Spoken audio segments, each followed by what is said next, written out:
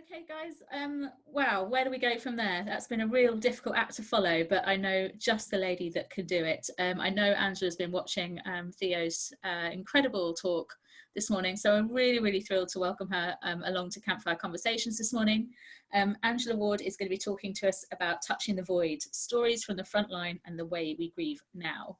If people aren't aware of Angela already, with her husband Kevin, she is CEO of the Funeral Company that's founded and committed to lowering our impact on the planet in funeral and death practice. They've been awarded National Green Funeral Director of the Year, and she's conducted over 2,000 funerals in 12 years of work in the industry. She talks around end of life, green futures, person-centered funerals, and metaphors of death and dying. So I think it's going to be an incredible talk with you, Angela, today. I'm so pleased you can join us. Yeah, hi, thank you. God, wasn't Theo amazing? Awesome start to a Sunday. I mean, I can't talk after that. I'm going to cry. I don't know if you saw, if you checked in yesterday, but we had an incredible talk with David Monteith talking about his ancestors and how they broke out of slavery, and it was just incredible. Like, I was sobbing behind the screen. Yeah, how wonderful. I've been in and out, and I was actually on a teaching day yesterday.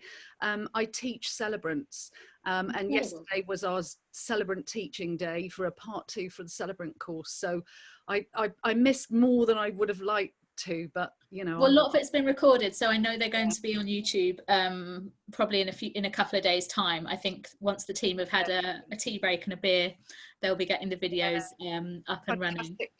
A fantastic job. And yeah, that was just such a great way to start a Sunday, and I kind of really wanted to expand on that a little bit. I mean, you've introduced me brilliantly there. Yes, I am a funeral director and a celebrant, and I've also been doing some research over the COVID crisis that I think Thea was talking about there, about the impact that all the things that have happened has had on grief and grief processes and funeral processes. And really today I want to share stories, because I think stories are wonderful ways to teach and for us to be inspired, rather than kind of give a lecture about things. And I hopefully will have a few people dropping in that I would like to spotlight at certain times. There's hopefully Rebecca Hall, who's a doctor. If she can get her internet to work, she's going to speak a little bit about her perspective as being a doctor, working with families. I've got Sue Brayne, who's coming, who talks about end-of-life experiences. Jane Morgan, she's a celebrant in London. She's hopefully dropping in at 12:20, because London for us is a completely different world to the West Country, which is where I'm working. And I'm going to talk to a teenager who's called Grace, who's in the middle of her A-levels. So she's going to give us a little bit of idea from the teenager's perspective about lockdown and where to go from here and what our teenagers need, because I don't think that there's been enough voice of that here. No, the youth voice has been completely sidelined, I think, in this terms of COVID, you know, the teenage voice. Yeah, and I think I just, for them, they, you know, the young people have given up a lot and they've had nothing back for it, and we need to hear from them. So if you see them in my chat box, and at some point I will want to pop them on the screen so they can have a little bit of a talk as well, because I really want this to be a little bit of an open space for people as well to share. Fabulous. I'm going to liaise with Mike, who's also in here, who's doing all of our tech, to make sure that we can make that happen. Here. There we go. I'm going to turn my video off, and then I'll be moderating the chat and picking up any questions. So if I, at some points, I'll just say, is so and so here, because I'll have a little bit of a chat with them. So it's a sharing for our kind of sense of communal grief, which I think Thea was kind of brought up for everyone during that wonderful talk. Definitely. And we had some amazing chats about it yesterday as well. So it's a real theme at the moment. I know Sue is already in the chat. So hi, Sue. Right, I'm going to turn my video off so you'll be spotlighted. And yeah, I'm really looking forward to this myself. Thank you, Georgina. Hi, everyone. So I'm going to start with a poem. I think poems and music express things sometimes that we can't always express. This is a poem by one of my very favourite poets, and she's called Mary Oliver, and she talks a lot about death and dying. So this is The White Owl Flies. Coming down out of the freezing sky with its depths of light, like an angel or a Buddha with wings, it was beautiful and accurate, striking the snow and whatever was there with a force that left the imprint of the tips of its wings 5 feet apart, and the grabbing thrust of its feet, and the indentation of what had been running through the white valleys of the snow. And then it rose gracefully and flew back to the frozen marshes to lurk there like a little lighthouse in the blue shadows. So I thought, maybe death isn't darkness after all, but so much light wrapping itself around us, as soft as feathers, that we are instantly weary of looking and looking, and shut our eyes, not without amazement, and let ourselves be carried as through the translucence of mica to the river that is without the least dapple or shadow, that is nothing but light, scalding aortal light, in which we are washed and washed out of our bones. Maybe death isn't darkness after all.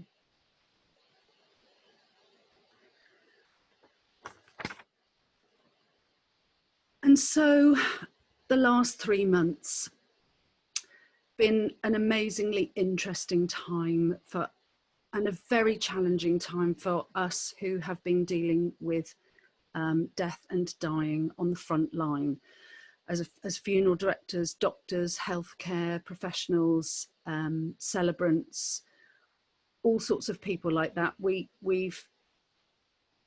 seen funerals changed beyond recognition. But what this has given us a window into, with the current restrictions as they are, is just what it is that is fundamentally important for us as humans in grieving, and how we mark the end of a life. Indeed, how we may mark any celebration, any rite of passage. And I think as an experiment, you could never have done this because it's too painful. But the fact is that it's here, and I think that we all are beginning to share now some of the things that have been positive about the changes, and some of the things that have come to light that we would take forwards. So I'm going to begin with a little story, which is the story of Hannah. So at the end of February, we were called by a family to take the funeral for their daughter, Hannah. Hannah had died very suddenly, and she was 22. She had just started a teaching job. She had been given a scholarship by the National Geographic magazine because her field was environmentalism. She was passionate about green issues. She was passionate about passing that message on as part of her geography teaching. And she suffered with an aneurysm and just died in the bathroom at home. So her family came to us because they wanted a green funeral.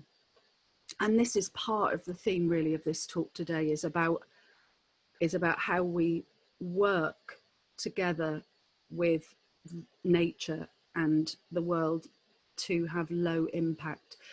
So for Hannah, this was really important that they got right for Hannah. So they asked us lots of questions about how they could reduce the impact of the funeral. I suggested that they bring things that they made rather than flowers, or flowers from home, or pot plants to decorate. We had a willow coffin that was made locally that they helped to make. And we created an open space. So we had a much longer slot at the crematorium, which is, they wanted a cremation, so that all her friends could come and spend time in the room with her and say their last goodbyes that they never really had the chance to make, and to put things on the coffin and just to listen to music and things like that. So it was going to be a funeral for about 300 people. And then what happened was that COVID came along, and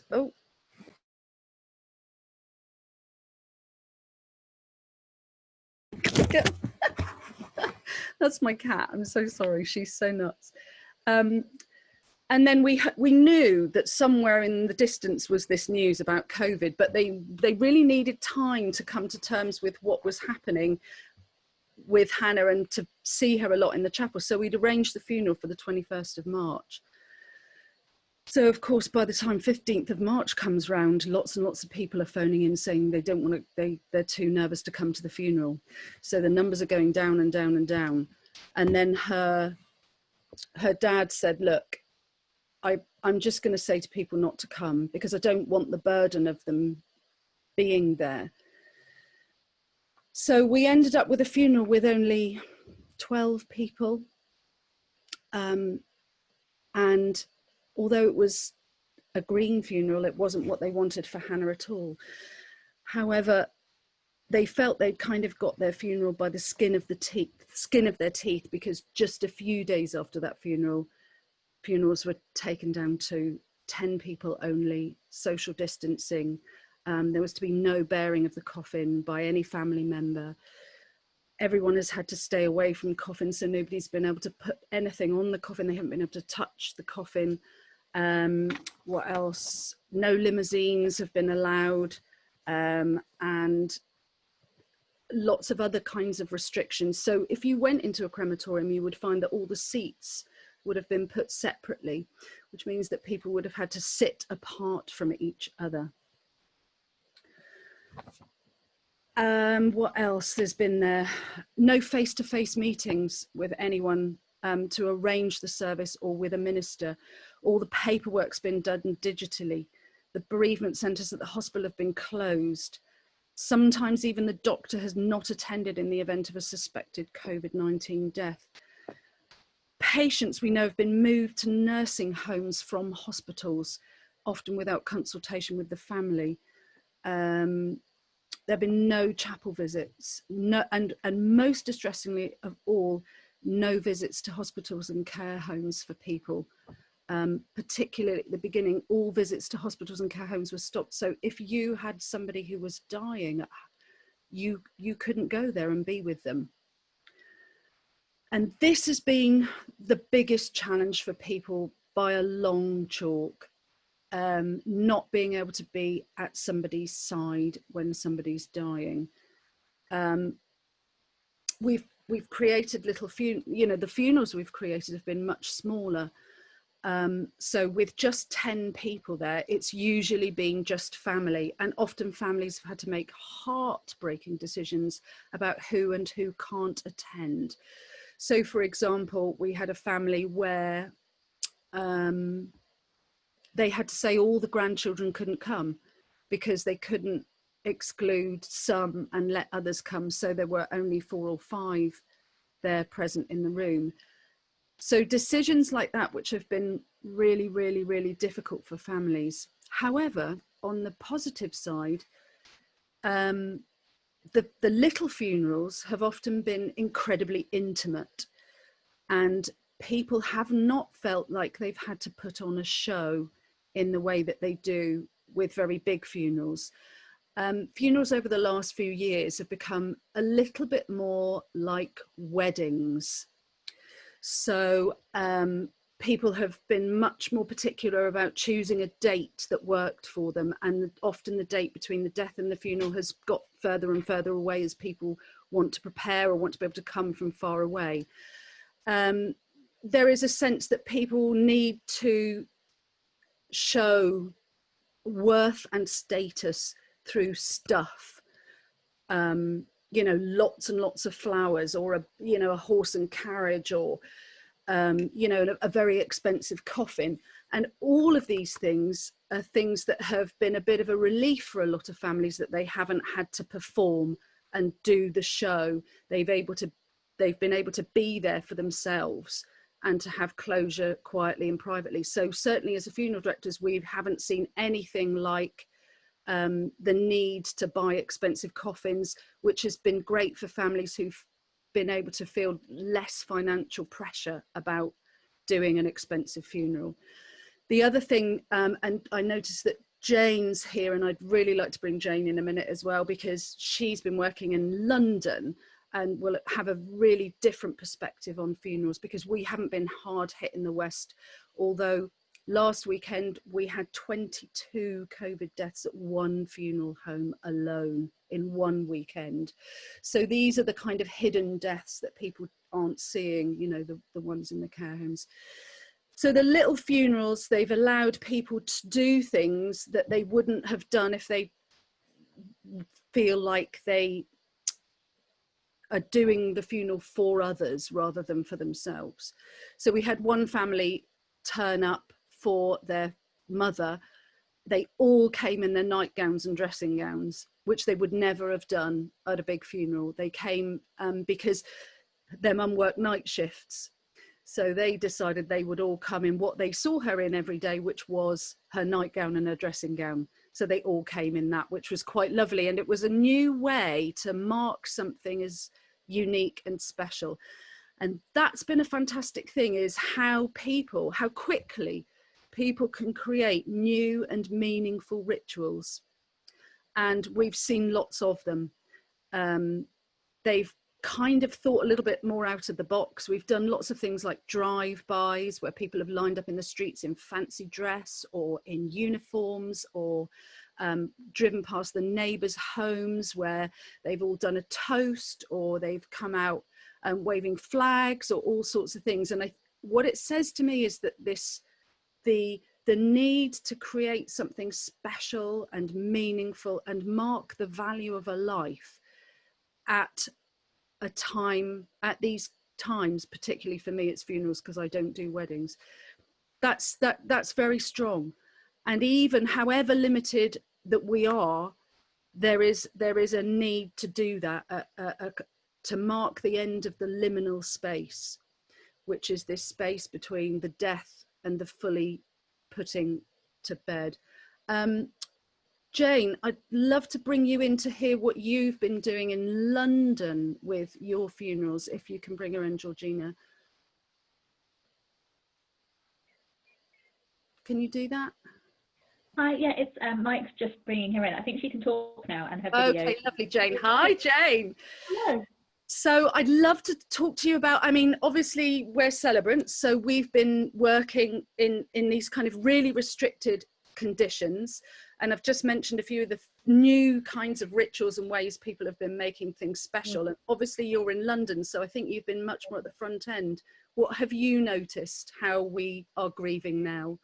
Well, I think that our experience has been similar to yours in terms of how people have created new ritual and new ideas and ways of having funerals, about reimagining them. Yes. And for those, not dissimilar to what you're describing, and for those funerals I feel have been most meaningful and successful, for the want of a better word, for families. And for families who, there are a couple of families who I work with who just have found it almost impossible to get beyond this not being what they've imagined, and this yes, not being the funeral I agree. Yep. they wanted to have.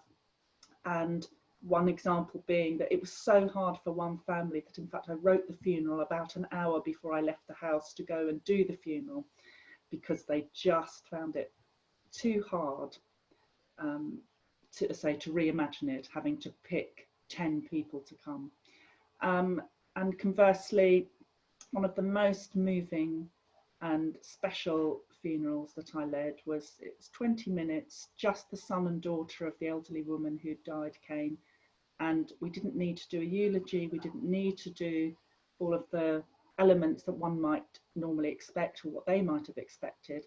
And it was really special. It was really close. They didn't have it scream to anybody. It was just them and their goodbye.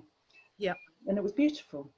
Yes, I think I would. I think I've had very much the same experience. I would say that the COVID-19 funerals have been fantastic for introverts, because they haven't felt the pressure to do what everybody else wants them to do, and they have been able to do something very personal and just them, and feel all right about it. Yeah, and for those, and I, heard from a colleague who led a funeral for a young man who'd taken his own life, and his mother was actually relieved to not have to be on show for 200 people. Yes. And I can totally see that, and I think actually it will help us all as celebrants to reimagine also how we can do things. Yeah. You're right. I mean, in London, it was my coffee's just arriving. Thank you so much. Well, so I've been out of the house, been to the bed.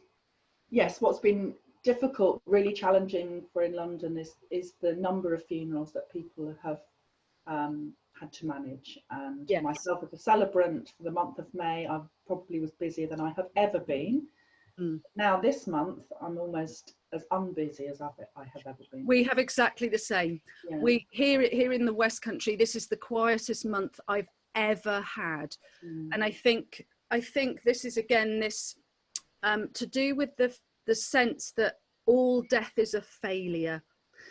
So that when people have, and I've noticed this with families too, that they feel that we could have been defeated by nature is somehow been an affront to our human rights as the alpha species on the planet. I mean, they are literally aghast that there isn't something that could have been done. When, as we can see, as the figures particularly now drop, most likely, and I know this would be true, most of the people who've died would have died anyway over the next year or so of something else. Yes. And I think that's very much to do with this idea that we have conquered death. We always talk about preventable deaths, and there is no such thing. Yeah.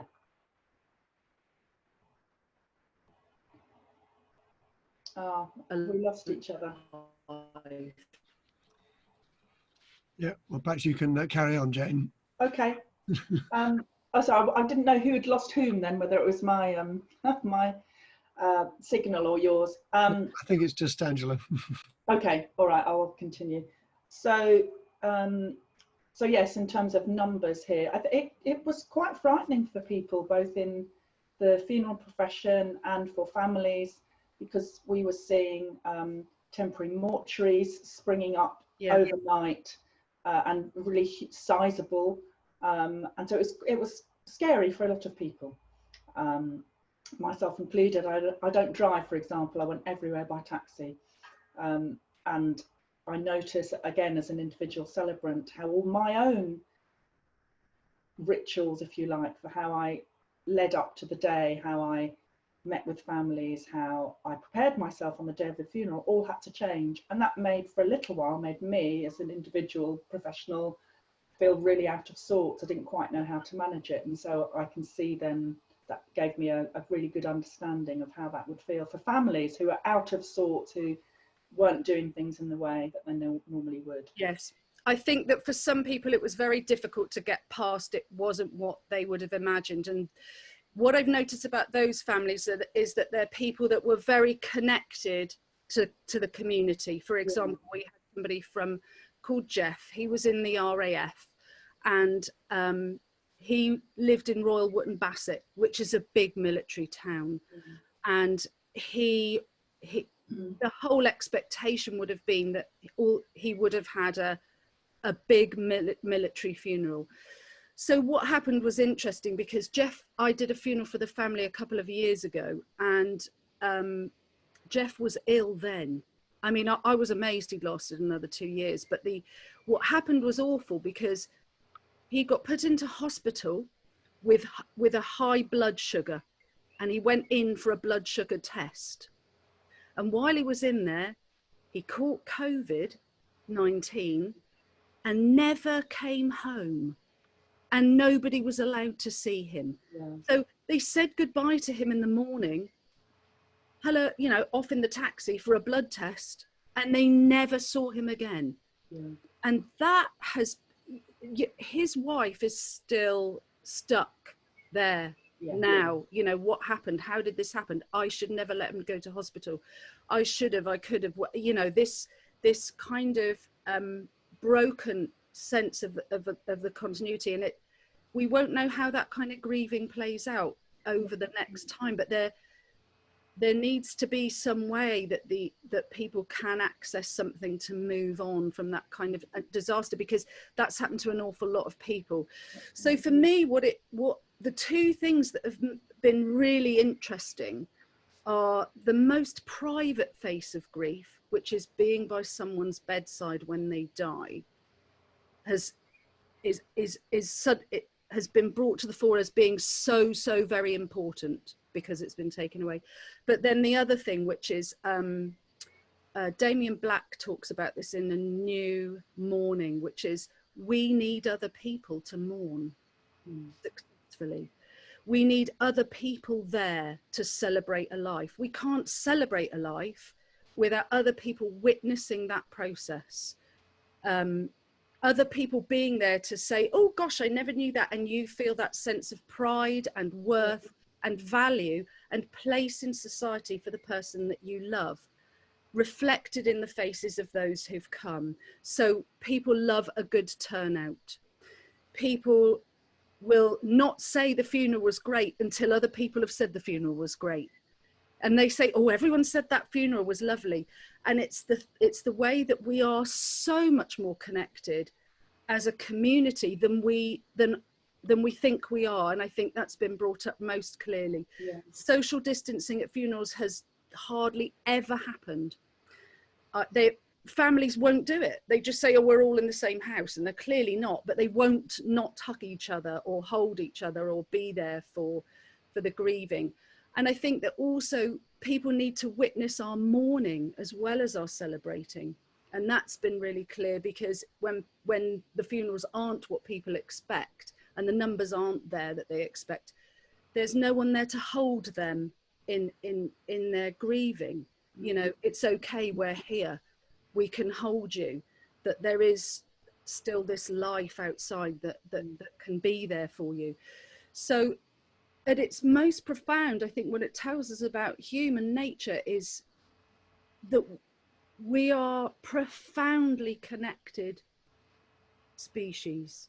Our connections with each other will go beyond even worrying about whether we're going to catch something and die. You know, the need to connect and be there for those we love and be there at these important times is absolutely profound. And it's the one thing that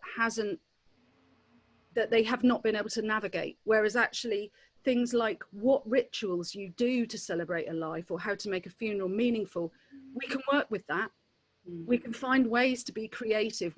People find new things. They go, okay, we can't do this, but we can do this. Yeah. And as long as something is done, something meaningful, something to say this is important, that's all right. But the loss of human connection has been really, really hard. What do you think?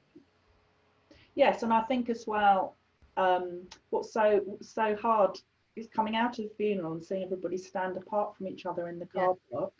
Silently. Then they can't go off to a gathering. You don't say at the end of the ceremony, or now we're all invited to go and do a toast. And it feels really, that feels really hard for people. And then if you live on your own, so the person who may have lost their husband or their wife or whoever, and then you don't have all that you were saying in terms of comfort and being with people afterwards either, or before, you're just there on your own in your home, waiting for the time when someone can come round and give you a hug. And I think people have just been doing that anyway. Yeah. Because as you say, it feels almost impossible. And I don't know what the experience has been like where you are, but I've heard lots of different stories about some people being allowed, as it were, to actually to go in and sit with the person who's dying. It's very hard, isn't it, as a professional, so a nurse or a doctor or care home manager, to actually say, no, you can't. Oh, yeah. Isn't it? Almost impossible for them to have. And it's almost impossible for us to say, stand apart, or you can't, you know, I find that myself as a professional, it's the only time in the entire 12 years that I've been working that I've thought, I can't cope with this. It's too hard, it's too heartbreaking. And I think that what that really does is that it shows us that value of human connection. Totally. I mean, it really does, whether it's working with a family, working with them in terms of an arrangement or as a ceremony. There's something that happens profoundly that is in being with someone and feeling them deeply, like a communing of souls. Totally. Do you mean going to their house to make or be there with them in person? Yeah, sure. Yeah, absolutely. Doing meetings like this have been far more successful than I imagined. Yep. Actually. However, something that was being very striking to me was then when you go to funeral and you see those people properly in person for the first time, I found that deeply hard, and it made me want to cry when I saw them in ways that I haven't felt like that before. My first face-to-face meeting was this week, and we were, all of us were high as kites just from just being in the same room. I mean, I think I was in there with them for 2 hours, and I did all the things you're not supposed to do, self-disclose, you know, tell my own stories, but we were just like, oh my God, this is so great. We're together. It's brilliant. You know, and it's, I think the things that we've learned, the positive things that we can take away from this is we absolutely know the value of human connection. And I think that, as you know, that as I see now, absolutely, mourning has two faces. It has the very, very private one, but absolutely must be acknowledged publicly. To be witnessed in your grief and your joy is absolutely vital. I think that the live streaming, the move towards additional technology has been fantastic. I've hardly ever had live streaming in the last, well, ever. I mean, it's very rare that somebody would say, if somebody wants to watch in Australia, but now every service is streamed to somebody. And that's been fantastic. And, you know, I've been bringing them into the room. Hello, waving to the camera, welcome from so-and-so from Australia and so-and-so. And that's been fantastic. And I hope we don't lose that. Yeah, right. I also hope we don't lose that new respect that we found for the hearse. Because what I found is that people are quite disrespectful these days of hearses. Nobody stops. Everyone tries to overtake you. They find you annoying. You're in the way. But people have started doing that thing of standing by the road and just acknowledging it, because that's all they've been able to do. And I think that's been a really lovely thing. I think that the feeling that people don't have to do stuff at funerals. You know, nobody's asked for a special coffin. They've gone, oh yeah, it's just a coffin, isn't it? And in terms of moving forwards to being a more low impact on the planet, I think that if we could keep some of those, it's the little things that count. It's the people that count, not the stuff, not the stuff. You don't have to put on a show. And to sort of keep the heart of what we found, which is you can be in a room. I don't know if you've seen this as well, but the families have been able to grieve a lot more in the funeral space because they haven't felt like they've had to hold it together. There's been proper crying, proper wailing, proper being together. And I love that. And I think that's something that as a British society, we could learn from the Italians or whoever I've seen, you know, those kinds of things from. Yeah, and I think some of the formality of a funeral may be less as well. And so, you know, again, so if you don't have to tell a massive life story because there's nobody, you know, the only people who are there know the life story. You know, we've had people just sitting around together, almost chatting. We've had that. That's fantastic. And just saying, my dad was a magician and telling one story about their childhood. And it was gorgeous, because that's really all you need is a few small little stories. Yes. People Yeah. being less formal, and that's really worked. And Wow. we've been able to be less formal. We can talk to them because there are fewer people. Yeah. And I really like that too. So there really are some good things that I think we've realised through this that I will take away as a learning. And you know, the way we grieve now is in a state of change. You know, I think that very often these very big person-centered funerals that are all about the person, they're great for some people, but some people don't have that articulation through words to do that. And that's why they do it through things. They articulate grief through stuff. I mean, I remember speaking to one guy, deep Wiltshire guy, and I was really trying to get stories about his wife, and he said, I don't know what she was like. She was my wife. Words weren't his thing. Yeah. But he did lots, you know, he showed it. He couldn't say it. So, you know, that would be lovely to be able to, you know, have that, you know, the tyranny of the perfect person-centered funeral. It's great for some people, but it's just not for everyone. But just to be able to be in the room with a piece of music and sit quietly is equally as valid. I mean, it has also, I mean, it has been challenging here in actually properly really seeing one funeral after the other, and going to the crematorium and a list of 10 funerals, one after the other, and you properly feel obliged to let's get out of here in 15 minutes. That's been very hard, and that's now people felt far more on a conveyor belt. So yeah, that's been grim too. I have got a couple of other people that I wanted to talk to, particularly about this moving on. Which please stay around for that, Jane. There's we've got Sue Brayne, who talks about end of life, and hopefully we've got Grace here as well. I hope, is Grace here? Yes, she is. Do you want me to check in? She's 17. So I'm going to talk. I think I'm going to talk to Grace. Can we bring Grace in as well with us? Yeah, and do you want to keep Jane as well? Yeah, yeah. Okay. I'll mute myself though, because all of a sudden. Okay, all right, Jane. Thank you.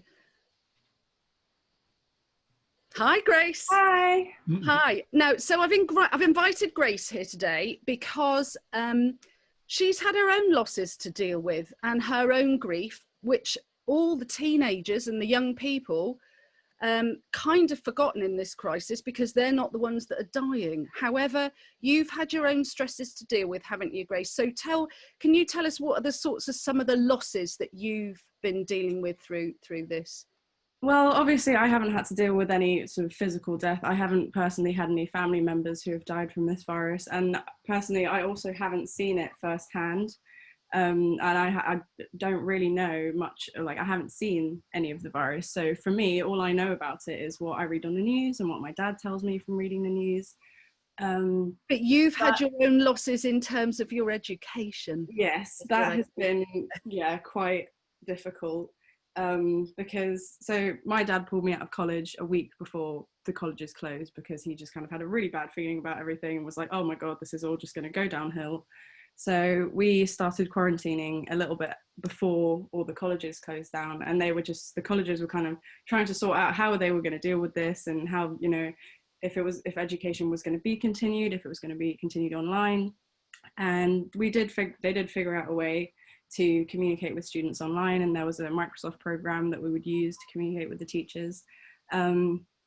And so we basically had to continue doing what we were doing at college, which was just kind of our final project for the year, but online. And that was very, very difficult for a lot of students, because most students that go to like the college that I go to, they don't have the resources at home to be able to do what their course is about. For example, I'm a fashion student, and half of my class don't have sewing machines or fabrics or accesses to any materials whatsoever. So they're having to complete a full project that's going to count. It's basically, the project is the FMP, so it's a final major project, which is your entire grade for that first year of your course. So if you kind of mess that up, that's your entire grade for that whole year of work you've been doing, just kind of gone. So they did put quite a lot of pressure on us to sort of keep going and keep working, try and use it as a distraction and try and enjoy working. But for a lot of students, it wasn't possible because they would just have to be doing all the work that they would usually be doing in college with, materials and all this kind of thing, but on their phone and using paper and stuff. And a lot of us had to change our plans. And then once we kind of all done our best to submit and do as much of the projects as we could, we got a letter 3 days later saying that none of it would count whatsoever because it was unfair on half of the students who didn't have materials, which is completely understandable. However, they had this letter from the governing body 3 weeks before they asked us to complete the project at home. So it was kind of a bit of a slap in the face when we got this letter saying that none of this work that we'd worked really hard for, with all these kind of, as well as the pandemic happening around us and being really stressed out, it just wasn't going to count, and it still isn't going to count. But on sort of like hindsight, looking at it, I understand why they made us do this project, because for our uni applications, and it will show that we were working during the pandemic and doing something and achieving something. But it has been quite stressful for a lot of students. So Grace, how do you, as you and your young people, feel about now moving into the future? What does the future look like for you from your perspective? Honestly, it's very, very scary, because no one really knows what's going on. I don't know what's going on with this country. I don't know where this pandemic is going to go, if it's going to get worse, if it's going to get better. No one really knows. And a lot of students, it is terrifying because most of us are either going to uni this year, supposed to be going to uni, or trying to go to uni next year. None of us know if that's going to happen, if the unis are going to close down, if we're all going to have to take a gap year. It's just, there's so much uncertainty around this whole situation, and it's really unnerving. So talk about things like for you, with bigger issues like the climate crisis. I know that young people have been big drivers in sort of saying, well, actually, definitely. Our personal deaths are one thing, but actually existential deaths, planetary deaths, these are big things for you to be dealing with at quite a young age. How do you feel about that, you and your friends? There's, my generation has been, on one side, terrible because some of us are very stupid, and I can say that with confidence, but also my generation really does care about the environment, because we've been born into a world where at first kind of like you're a child, and when you're a child, just kind of everything floats around you and you like bumble about because the world is kind of oblivious and you just do what you want. But then you kind of realize, hang on a second, actually this planet is falling to bits and there is so much going on that needs to be fixed and that isn't being acknowledged. And it seems almost that the people who are in power, like the governments, just don't care at all. They just, and especially about the environment, and it's really upsetting. So as a younger generation, it's really clear that we're trying to make our voices heard, and it's quite hard sometimes because not everyone wants to listen to teenagers. We're really young, we don't know much about the world, we haven't been here for as long as. What I thought's been really ironic is how much older people want to appear young and prize youth. Yes, won't pay attention to the actual youth. So it's like we've kind of, the boomers and the Generation Xers, we've sort of monopolized the stage massively and won't shift out the way. It's almost like you won't make room for us to sort of grow and kind of have our say in things and opinions. But I think what's very clear, which has become sort of abundantly clear on social media, is that young people are definitely starting to have a stronger voice in terms of social media, really, because that's just a huge thing that we've all grown up with. It's kind of like we've had that from start to finish. That's like, most people my age sort of 12, 13, that's the first time they were kind of, introduced to social media, and we've grown up with that. So we're really used to it and we use it a lot. And so you may possibly find new ways to grieve online. And I think, Jane, I know that we have witnessed this thing of now moving towards more digital expressions of grief. I love somebody's put here, Natalie's said about this, the worst grief is the one we feel and we should not be judged. And that's absolutely right. There is no hierarchy of grief, and there are so many ways to do that. And I think that over the next few months, we're all going to be learning new ways to deal with grief. We are in a sense playing catch up, and I think that what you're talking about, this sort of social media thing, does have that good face. I think I've got 5 minutes to go, and I'd love to bring Sue in just to kind of give us a lovely esoteric ending to things, because she's going to just talk to us a little bit about, thank you Grace, about end of life. Please stay with us. Have we got Sue there? Yep, coming. Yeah, grand, lovely.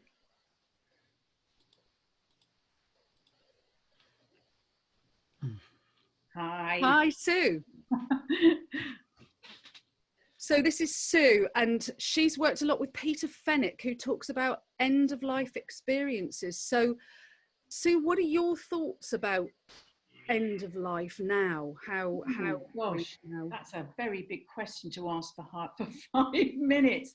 I think what's come up really, especially during the conversations that we have and what Grace is saying as well, is that love is really present for us all now. And I think this is what the gift that COVID has actually given us back, is to really engage with death again. And I'm so thrilled that death is now being spoken about so much more.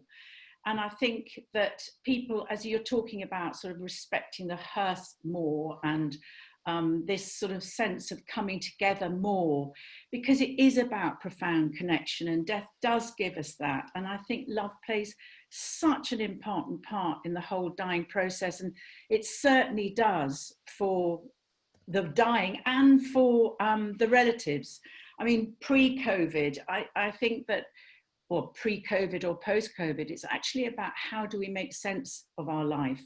And that's what the dying process brings to us. You know, what have I done? Who have I been? And we really meet that on our deathbed. And that's what I've been very concerned about, that a lot of people haven't been witnessed in that. Because of this distancing, and nurses don't have the time and the space to sit with somebody who's dying like a relative does. And I think a lot of death experiences, end of life experiences, probably have not gone recognised, but I bet a lot of people have been having them. And I'm really interested in actually sort of doing more research into how people have experienced or are experiencing their dying. But I just want to tell you some amazing story that I heard yesterday about love and dying. I have a neighbour, and I met her husband yesterday, and I didn't know she died, and she died a few days ago, and she lives with the two children and him, and she said to him she was hysterical in the morning, that she went to hospital. She insisted she went to hospital, and her husband said, well, why? Because you don't need to. She did have cancer, but anyway, she absolutely insisted that she went. And within 2 hours, she died in hospital. But before she died, she'd rung her husband, and the only thing she said to him is, I'm going to die today. And he realized that she got herself out of the house because she knew she was going to die. And that was her love for her children, because she didn't want her children to go through that experience of finding her dead. Now, I find that as an extraordinary end of life experience. And it was very moving. And he was just blown away, because he'd said to her on the phone, no, you're not, because we want you home. You can die at home. But she put the phone down and she died. So these experiences are happening all over the place. And I bet that's not the only experience that people have heard about during this whole pandemic, this what's going on here. Well, I've had an experience that's been completely the opposite to that. And Mike Grenville, who's in the background here, was a part of that. Mike, I'm sure you can confirm that, where actually bringing the person home, you know, and being taken care of and washed and loved, and that sort of sense of being with the person who's died or is dying is a a really profound way to kind of be in that space, because that dying space is an amazing space, having been in a few myself. Yeah, I really understand that, and I've heard a lot of stories about that. But in this particular case, this mother was protecting her children, and I just found that so moving. And I think it's just how that's how she wanted to do it for her and her family. So I think there's lots of stories are going to come out now that are just going to blow us all away, actually. And well, I think the main thing here then is love, isn't it? Yeah, it is, at the end of the day, grief and love, they are the two faces of the same coin. We grieve because we love, and the what's been stripped away so to be made so clear through the whole crisis, and I'm sure, Jane, you also agree with this, is that it is love that matters. It's been the love that's been the most important thing, and that we can see clearly when all the the trappings of life are stripped away and everything becomes very simple in this way, especially around death and dying, is that it's the love that it's like a perfume that lasts long after the flower has faded, I always think.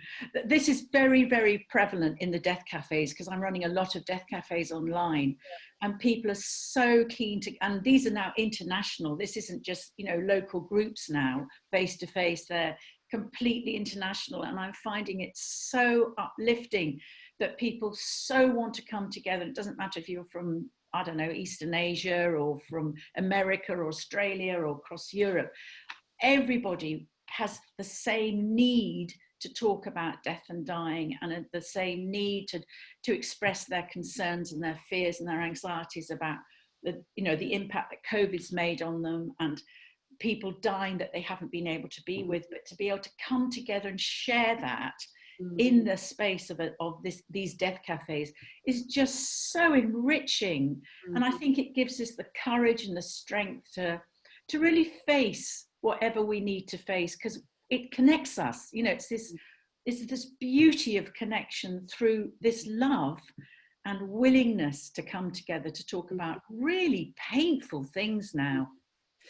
Jane, I know you run the Coffin Club, don't you? Do you want to just mention a little bit about that? Because that's another lovely resource, isn't it? It is, and actually, so for those who don't know what Coffin Club is, it's a programme to help people look at how to design a funeral, whether it be their own. Initially, it was set up about it being for their own funeral, and making their own coffin is, or decorating their own coffin is part of that. But a bit, for many people, the bigger part of that is looking at how to devise and design a funeral that's for them, for their family, really meaningful, not spending a whole load of money. And the area we've set it up in is quite a poor area. That's where I live, and money is a big issue. So all the different elements that go into performing a funeral. But very interestingly, so not long, in fact, we were just about to be featured on a programme on the TV in a national programme just before lockdown, and we had a workshop where people came along and decorated a coffin together. And it was really, a very moving, meaningful experience. I mean, a couple of people who came were my friends coming to stand in, because they were helping us to make it look like there were plenty of people at the Coffin Club. And they found it the most moving experience, and they weren't doing it for anybody. Anyway, so that's basically what Coffin Club was about. But very interestingly, it's picking up on what you're saying, actually, Sue, about engaging in it. We are now having a conversation, and we were just about to do our next one. How is it going to feel for people to use that term, Coffin Club, when so many people have died? And initially, we were quite, people were, when you put that term out there, a bit like Death Cafe, people were like, whoa, what does that mean? And I think that will take on a different level altogether. Yeah, when for sure. We're thinking very carefully about when we start planning our next one and calling it that, because it can, again, a bit like Death Cafe, almost feel a bit flippant. And how we manage that, even though, as you say, Sue, talking about death has perhaps become even more meaningful for people. But I think so. How we present it in a way that actually this isn't Yeah, I mean, this is the same with a festival that I run called Pushing Up the Daisies. Yes. There has been a kind of, there's definitely been a movement towards, oh, isn't it lovely to have a cup of tea and talk about death? But actually, when it really comes like this, in this kind of intense way of, that's so hard and tragic, you know, we are going to have to rethink about how we deal with that. And really, Grace, I'd really like to give you the final word, really, because you are the young person. You're the person that's going to be taking. Now, Sue here is a member of Positive Deep Adaptation, so, and I'm a member of Extinction Rebellion. So for us, it's really important that for you to be heard and what your needs are and how we are all collectively deal with the loss which we are handing to you, because we're not going to be around to see it. Yeah. Yeah, I mean, loss, it's, for me, I'm still, in the grand scheme of things, so young, and I haven't really experienced much loss in terms of death.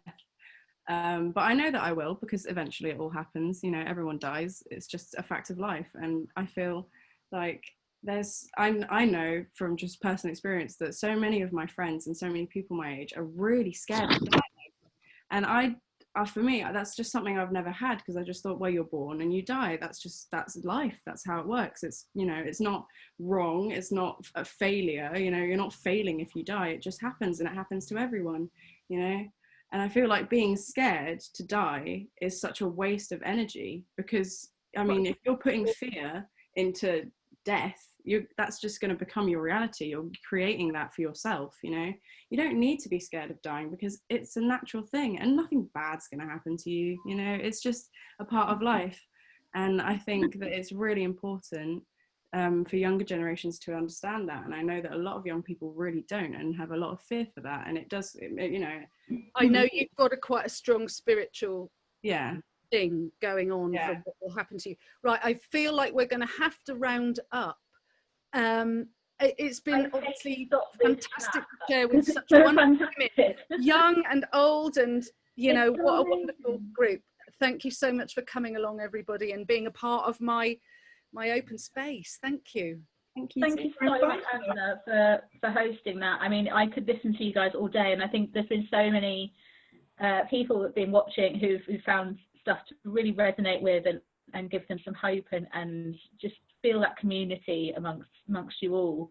Angela, just so people know, where can they find you following this chat if people want to connect or find out? Okay, so as part of Campfire Convention, Sue and I are going to be running a 6-week like a death and dying workshop process evenings, talking about all these things and taking them apart in a lot more depth and actually doing them as workshops. So Sue and I are going to be doing that. You'll be able to find that through Campfire Convention.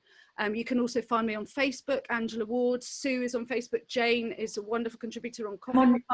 I've just put my my website up. Yeah, and I put Coffin Club up earlier as well. Yeah, you have.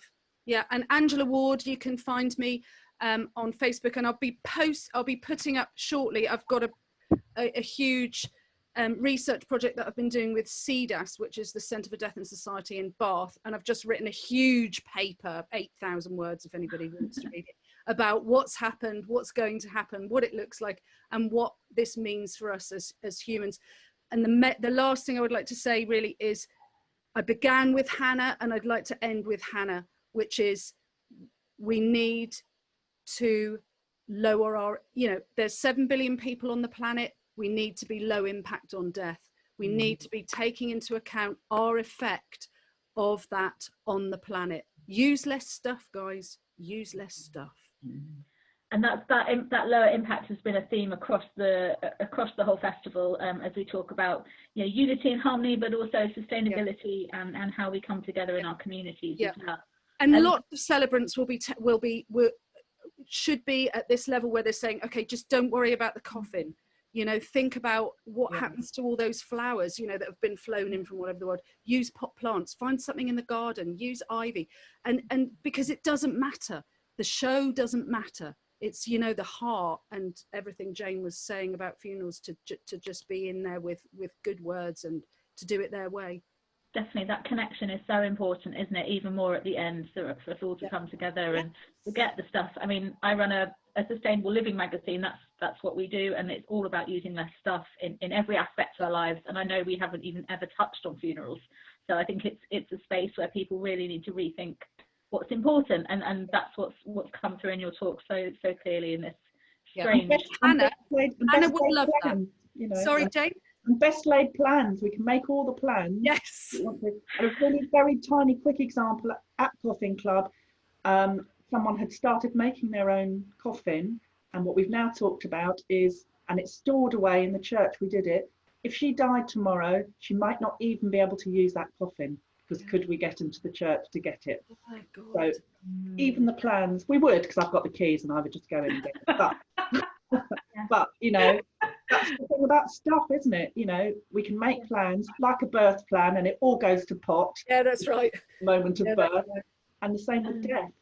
And this year, everybody's plans for the whole year are up in smoke. You know, we're having to rethink everything. I mean, this festival even, you know, we've brought it together in like 3 weeks online, brought everyone together. Everyone is adapting and changing as we go along. But I just want to thank you all so much for making the time this morning, and I hope you have a wonderful rest of the weekend, whether you're doing summer solstice things or whether you're just relaxing at home. Thank you so much.